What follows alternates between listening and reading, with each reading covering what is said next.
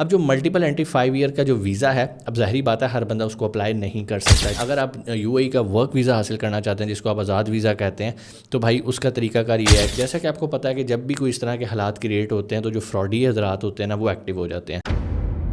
अस्सलाम वालेकुम, उम्मीद आप खैरियत से होंगे। आपके फीडबैक का बहुत बहुत शुक्रिया। बहुत सारे लोगों ने कहा सर काफ़ी दिन गुजर गए, आपने दुबई वीज़ा की कोई अपडेट हमें नहीं दी। भाई कोई अपडेट थी ही नहीं, इस वजह से नहीं दी। अब एक अपडेट आई है, इंपॉर्टेंट अपडेट, तो मैंने सोचा आप लोगों के साथ शेयर करूं।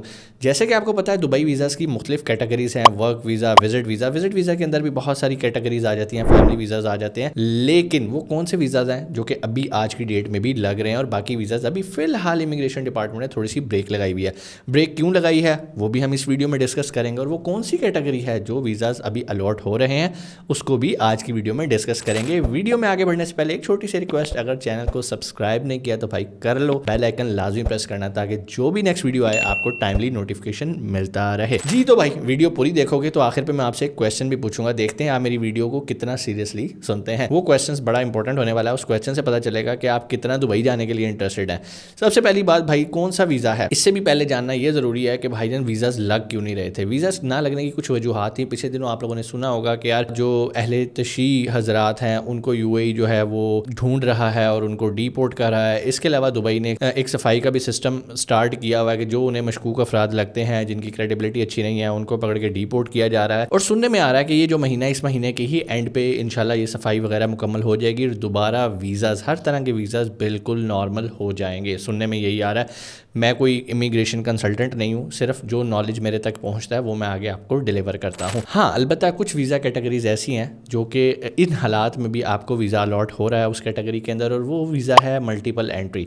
अब जो मल्टीपल एंट्री 5 ईयर का जो वीज़ा है, अब ज़ाहिरी बात है हर बंदा उसको अप्लाई नहीं कर सकता है, क्योंकि आपको पता है कि उसके लिए आपके पास बैंक बैलेंस होना चाहिए, आपने बैंक स्टेटमेंट देनी है, फिर उसकी सिक्योरिटी डिपॉजिट है तकरीबन 3000 के करीब, फिर उसकी वीज़ा की फ़ीस है। तो ये सारी चीज़ें जो हैं, अगर वीज़ा नहीं लगता तो आपको तकरीबन 3500 दिरहम के करीब रिफ़ंड भी आ जाता है, रिटर्न हो जाता है। लेकिन कहने का मकसद ये है कि ये वीज़ा भी किन को अप्लाई करना चाहिए। भाई वो लोग जो चाहते हैं कि हमारे पास दुबई का एमिरेट्स आईडी और हमने वहाँ पर अपने वीज़ा का भी अरेंज कर लिया, हम अगर इस वीज़े पे जाएंगे तो वहाँ पर इजीली हम इस वीज़े को कन्वर्ट कर लेंगे, तो भाई ठीक है, with in UAE work visas convert हो रहे हैं। लेकिन एक चीज़ का ख्याल रखना है, जिस कंपनी के अंदर आपने अपना 2 साल का वर्क वीज़ा कन्वर्ट करवाना है उसकी रिप्यूट अच्छी होनी चाहिए, कम से कम लास्ट 2 ईयर से वो प्रॉपर टैक्स फाइल कर रही हो, उसकी नेट वर्थ अच्छी हो, एम्प्लॉयज़ कम से कम 30-40 के करीब उसके पास हों।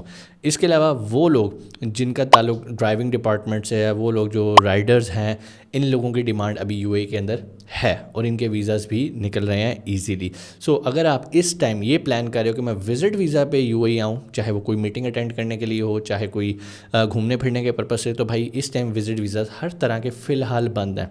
हो सकता है आप ये वीडियो 4-5 दिन बाद देखें तो उस टाइम तक ये चीज़ें बदल चुकी हैं। और अगर आप चाहते हो कि आपको टाइमली नोटिफिकेशन मिले तो भाई सब्सक्राइब के साथ बेल आइकन प्रेस कर देना, क्योंकि जैसी अपडेट होएगी कोई, इंशाल्लाह मैं आपको ज़रूर अपडेट करूँगा। सो आज की डेट में अगर आप यूएई का वर्क वीज़ा हासिल करना चाहते हैं, जिसको आप आज़ाद वीज़ा कहते हैं, तो भाई उसका तरीकाकार ये है कि आप 5 साल का मल्टीपल एंट्री वीज़ा ले लो। वैसे भी जो बंदा 5 साल का मल्टीपल एंट्री वीज़ा ले लेता है उसको 2 साल के वर्क वीज़े की ज़रूरत रहती नहीं है। हाँ, सिर्फ एक प्रॉब्लम है, उस मल्टीपल एंट्री वीज़ा पर आप बैंक अकाउंट नहीं ओपन कर सकते यूएई के अंदर। हाँ, 2 साल का जब आप एमिरेट्स आईडी ले लेते हो तो उस पर आप ओपन कर सकते हो। ये आप अपनी अपनी ज़रूरत से रिलेटेड है और अपनी अपनी रिक्वायरमेंट से रिलेटेड है। अच्छा जी, यहाँ पर अब कुछ चीज़ें मैं आपको बताऊँ। जैसा कि आपको पता है कि जब भी कोई इस तरह के हालात क्रिएट होते हैं तो जो फ्रॉडी हज़रात होते हैं ना, वो एक्टिव हो जाते हैं। इस टाइम मार्केट के अंदर बहुत ज़्यादा फेक विजिट वीज़ाज़ आपको मिलेंगे। इवन आप अगर इमिग्रेशन डिपार्टमेंट, जो पाकिस्तान की इमिग्रेशन डिपार्टमेंट है, पिछले दिनों मैं एक वीडियो देख रहा था एक बावसूख चैनल के ऊपर, वहाँ पर उन्होंने बताया कि यार जो यूएई के विजिट वीज़ाज़ है ना, वो फैमिली कैटेगरी के इशू किए जाते हैं। 4-5 लाख रुपया ले लिया जाता है क्लाइंट से कि भाई तुम्हारा वीज़ा लग जाएगा, डन बेस पे, मसला ही कोई नहीं है, 5 लाख रुपया लगेगा। लोग कहते हैं अच्छा ये लो भाई 5 लाख, उसको वीज़ा दे दिया जाता है। लेकिन असल में वो वीज़ा होता है वीज़ा फैमिली कैटेगरी का। अब यहाँ से तो चलो आपने फ्लाई कर लिया, ठीक है, जैसे ही आप यूएई पहुँचते हो तो वहाँ पर जब वो चेक करते हैं कि यार आपका जो वीज़ा कैटेगरी है वो फैमिली है और आप अकेले ट्रैवल करके आए हो, तो वहाँ से आपको वापस भेज दिया जाता है, जो कि बहुत परेशानी की बात है। ये तो छोटे लेवल का एक तरह का फ्रॉड हो गया ना, तो चलो आपने ट्रैवल भी कर लिया, वीज़ा जेन्युइन था, सिर्फ कैटेगरी चेंज थी। अगली जो गेम आती है भाईजान वो पूरे का पूरा वीज़ा ही एडिट होता है। उस वीज़े को अगर आप यूएई की गवर्नमेंट उनकी वेबसाइट पे जाके जब वेरीफाई करते हैं तो पता चलता है कि यार इस नाम का, इस पासपोर्ट के अगेंस्ट तो कोई वीज़ा ही इशू नहीं हुआ और आपसे सिर्फ पैसे हथियाए जा रहे हैं। सो भाईजान आपने बड़ी मेहनत से पैसे कमाए हैं, किसी के हथे ना चढ़ें। इस टाइम विजिट वीज़ाज नहीं लग रहे, किसी को पैसे देने की ज़रूरत नहीं है। 5 ईयर मल्टीपल एंट्री वीज़ा लग रहा है, उसके लिए आप कोशिश कर सकते हैं, वो भी कोशिश कीजिएगा अबू धाबी से करें। बाकी जो work visa with in UAE है वो लग रहे हैं, वो डेफिनेटली आपको फॉलो करने हैं, ठीक है जी। इसके अलावा अगर आप वर्क वीज़े पे जो कन्वर्ट करना चाहते हैं, वहाँ पे जो ऑलरेडी विजिटर्स मौजूद हैं, उनके लिए जो रिक्वायरमेंट्स है भाईजान, आपकी डिग्रियाँ जो हैं वो HEC से अटेस्ट होनी चाहिए। अगर आप HEC के अंडर लाए करते हैं, जिस भी कंसर्न एजुकेशनल बॉडी के अंडर हैं वहाँ से अटेस्ट होंगी। उसके बाद मिनिस्ट्री ऑफ फॉरेन अफेयर्स से होंगी। उसके बाद यूएई एम्बेसी से होंगी। अगर यूएई एम्बेसी से नहीं है तो पाकिस्तान कॉन्सुलेट यानी कि आपने दुबई से करवानी है। उसके बाद आपने ministry of foreign affair UAE से भी उसको अटेस्ट करवाना है। ये टेस्टेशंस आपके पास होंगी तो आप इजीली अपने विजिट वीज़ा को वर्क वीज़ा पे कन्वर्ट कर सकते हैं। बहुत सारे लोग एक और गलती भी करते हैं, वो ऑलरेडी विजिट वीज़ा पे हैं यूएई के अंदर और उनका टाइम पूरा हो गया हुआ है। वो कहते हैं यार कोई मसला नहीं, फ़ाइन पे करके हम कर लेंगे, हम थोड़ा सा अपना स्टे लॉन्ग कर लेते हैं।